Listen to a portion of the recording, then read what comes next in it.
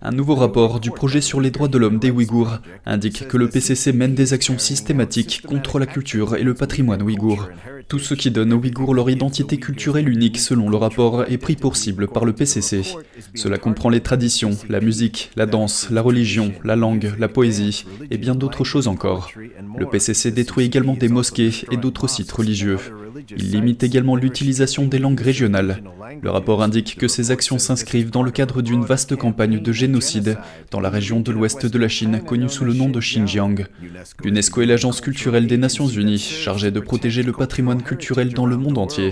Le rapport accuse l'UNESCO de rester silencieuse alors qu'elle devrait s'exprimer. Peter Irvine, du projet sur les droits de l'homme des Ouïghours, s'interroge. Où est l'UNESCO lorsque le gouvernement chinois détruit littéralement l'identité et la culture des Ouïghours? Peter Irvine pense que l'UNESCO refuse de s'exprimer en raison des fonds qu'elle reçoit de la Chine.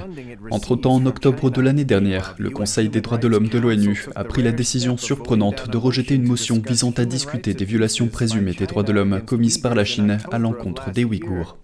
Il n'y a aucun doute sur la gravité et l'ampleur de ce qui a été rapporté au Xinjiang. Ce n'est que la deuxième fois en 16 ans d'existence du Conseil qu'une motion est rejetée.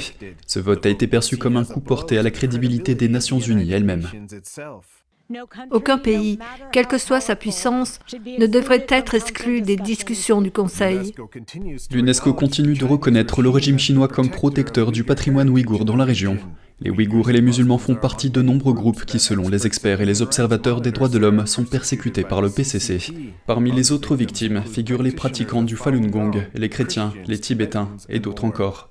Daniel Monaghan, NTD Actualité.